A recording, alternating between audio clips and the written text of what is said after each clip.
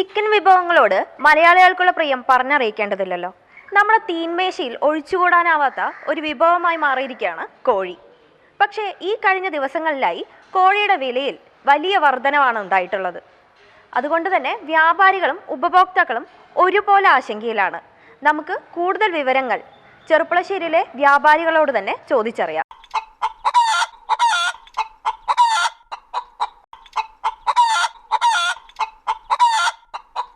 കോഴിക്ക് ഇപ്പം എത്രയാണ് വില? കോഴി ഇന്ന് 169.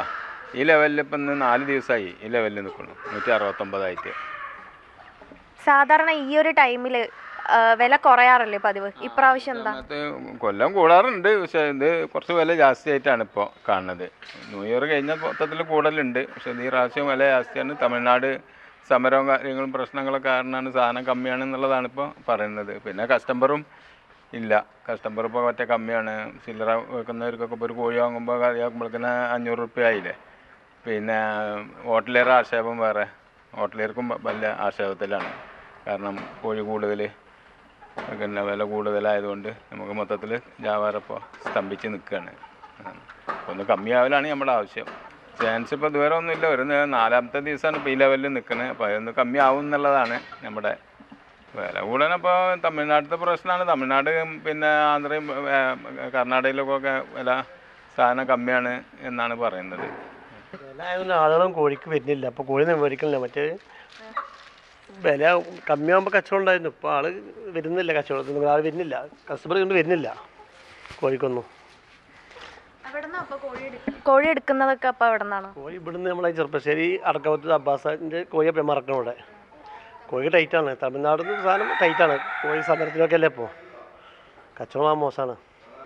കുറച്ച് കഴിയേണ്ടി വരും, കാരണം കോഴിയില്ല, കോഴി കിട്ടാനില്ല. വില ഇപ്പോൾ എന്താണെന്ന് വെച്ച് കഴിഞ്ഞാൽ നല്ല പൈസ കൂടിക്കണം. 169 റുപ്യാണ് ഇപ്പോൾ വില വരുന്നത്. അതെന്ന് വെച്ച് കഴിഞ്ഞാൽ ഇപ്പോൾ 2 കിലോ കൊണ്ടുപോകുന്ന ആൾക്കാരടക്കം ഇപ്പോൾ ചെറിയ കോഴി അടക്കം ആയിട്ട് കൊണ്ടുപോകുന്നത്. പിന്നെ എന്താണെന്ന് വെച്ച് കഴിഞ്ഞാൽ ഈ കല്യാണ പാർട്ടിക്കാർക്കൊക്കെ ഭയങ്കര ബുദ്ധിമുട്ടാണ്. കാരണം എന്താ വെച്ചാൽ ഈ ചെറിയ റേറ്റ് അല്ലാത്തതുകൊണ്ട് ഓരോക്കെ വേറെ സാധനങ്ങൾ, അതായത് ബീഫ് അങ്ങനത്തെ നമുക്ക് തിരിഞ്ഞു.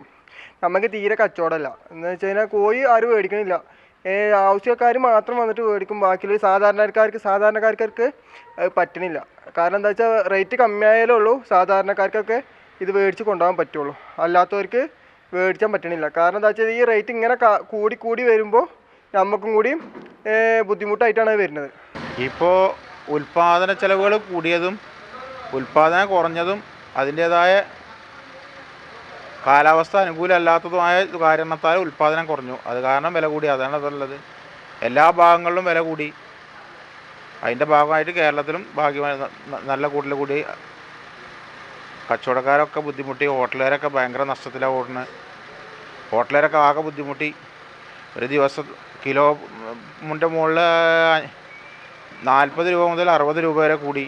അത് പറഞ്ഞാൽ ഒരു 100 കിലോൻ്റെ മുകളിലൊക്കെ വരുന്ന ഹോട്ടലുകാരാണെന്നുണ്ടെങ്കിൽ ഒരു 6000-7000 രൂപ ദിവസം നഷ്ടത്തിൽ പോയിക്കൊണ്ടിരിക്കുകയാണ്. ഹോട്ടലുകാർക്കാണ് ഇപ്പോൾ ഭയങ്കര നഷ്ടം. ഞങ്ങളെ കച്ചവടമില്ലായി കമ്മി വേറെ. തമിഴ്നാട് ഇപ്പോൾ ഇനി മകരപ്പൊങ്കൽ ഈ ജനുവരി 15-ാം തീയതി മകരപ്പൊങ്കലാണ്. അത് കഴിയുന്നത് വരെ ഭാഗികമായി ബാധിക്കും. കർഷകർ ഭാഗികമായി സർക്കാർ, കാരണം ഫുള്ള് കമ്പനികളുണ്ട്.